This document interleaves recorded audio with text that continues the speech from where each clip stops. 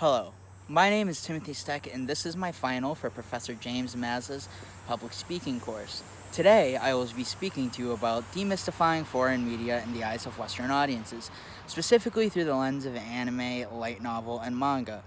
Now, before we get started, I want to talk for a second about why I think demystifying foreign media is important and why I specifically chose these three types of media. Now, I believe demystifying foreign media is important, whether it be anime, light novels, manga, some form of music, some form of film, other kind of film, books, literature, because manga is literature, light novels are already literature, but anything that could be viewed as entertainment that also is ingrained in someone's culture. People use their experience when writing stories and everything. So I believe, at least in my opinion, that when you're dismissing media because you don't necessarily understand where it comes from, or because you dismiss it because of preconceived notions, because it's either animated or when you were younger people who watched it were weird or things like that. I just think that that's a disservice to the product itself, because nothing is beyond criticism, but how can you criticize something without giving it a fair shot? Um, so yeah, with that out of the way, let's get started with the rest of this presentation. The first thing I want to talk about today is manga. Now, manga is just a Japanese comic. Manga comes in print form. You can buy it digitally now. Um, uh, it's very accessible now. Now, what's important to know about manga is the main difference between manga and more Western style comics. Not necessarily graphic novels. I'm gonna stick to more comics for the purposes of this presentation. Is the fact that they are read from the right page to the left instead of the left page to the right. This is the front cover of the manga, and this is the back cover. Now, if I open to the right, this is how we would normally read a book that came out in America. Now, what's interesting is here, it will give you a little imprint about you're reading the wrong way and how to read manga. A lot of different manga have their own variation of this. I would say all the ones I've come across have their own variation of this to get across the point that you're supposed to read it a different way. Now, other than that, there is no main differences. At least artistically, story-wise and release-wise, there are a lot of differences. For example, if you look at the main two comic distributors in the United States, Marvel and DC, they both have vast libraries with an amazing wealth of cast and characters. Everybody knows that. However, jumping into comics now can be a little bit daunting, especially someone like myself even has trouble with it, where it can be hard sometimes, at least with newer releases, to know where to start and where to begin. Where to finish and what's important and what's not, because they're such giant universes and shared universes that everything can connect each other, but that doesn't mean everything will connect each other. Manga, on the other hand, is usually more of a self-contained story, whereas comics are released in book form, in booklets, weekly or bi-weekly, however often.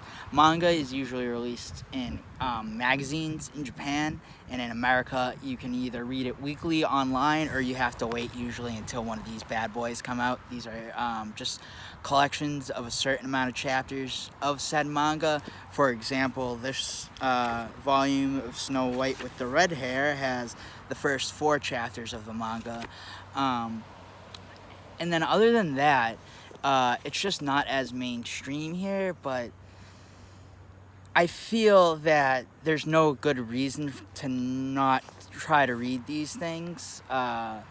They're all different types of stories. You've got, for example, Snow White with the red hair, which is a romance and an action adventure. You've got stuff like Dragon Ball Z, which is pure fighting. You have stuff that's comedy, like Spy Family. And all these interesting thoughts and ideas that you don't really find as much in Western media, whether it be comics or whether it be anything else. It's just like an interesting intersectionality for those stories and like weird, wacky things you wouldn't find here. That's not to discount other stories that are being told right now, because we're not here to discuss that or discount that or say that manga is better than that. I just think that manga and the other two things I'm going to discuss belong to be in that same discussion. The next thing I'm going to talk about is a light novel. Now, what a light novel is for me, it's more akin to a young adult novel, kind of. Now, the main differences is between this and young adult novels is, well, for one, this does read left to right. It's not right to left. Now, for light novels, I don't specifically know if they're read right to left in Japan, but I do know here they're read left to right.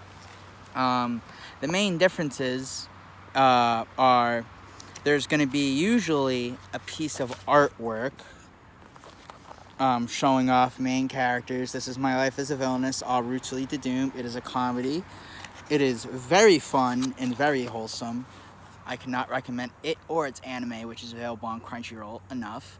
And then other than that, there will be some pieces of artwork within the story, such as this.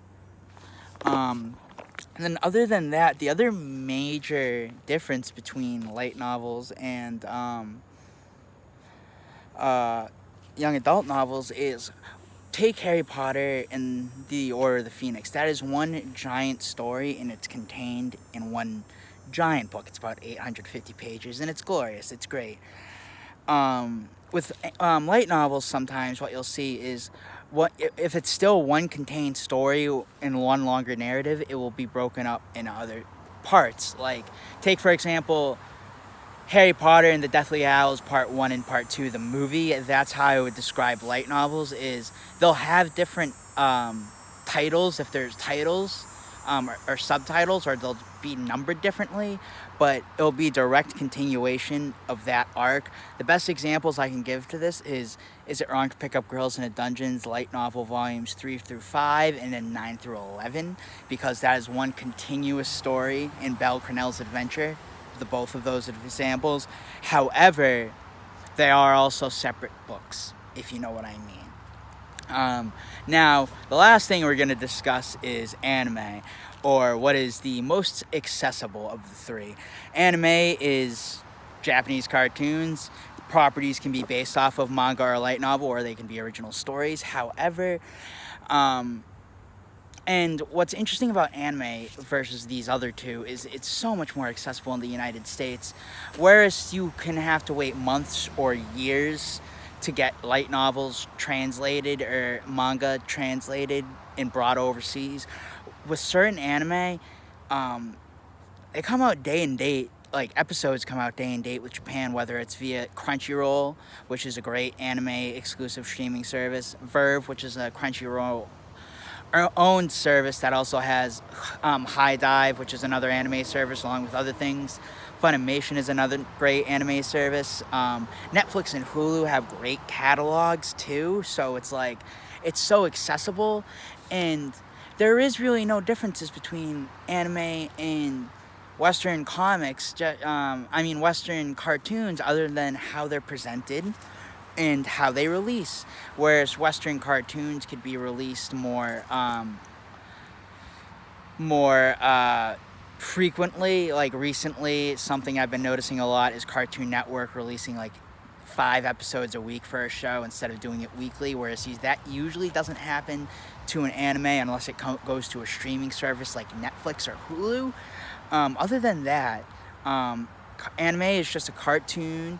They've been around forever. They're extremely popular, and it's a billion-dollar industry. It's not like it's a niche thing at this point. Between the three of them, they are all extremely entertaining, and they're stories that I believe should be told. That wraps up all the time I have. I hope you learned a little bit about anime, light novels, and manga. and why I wanted to basically give you a primer on those three. I hope you check out some anime. You can check it out easily at Netflix or Hulu. Recommendations for that would be Monthly Girls Nozaki-kun, or on that, or Beastars is another great one. BNA is another great one on Netflix. There's a great selection. For manga, Shonen Jump has an app and a website where you can read digitally. Barnes & Noble and Amazon sell, so please, give that a shot. And same with light novels. Light novels and manga, same type of deal. Otherwise, thank you, and I hope you have a great day.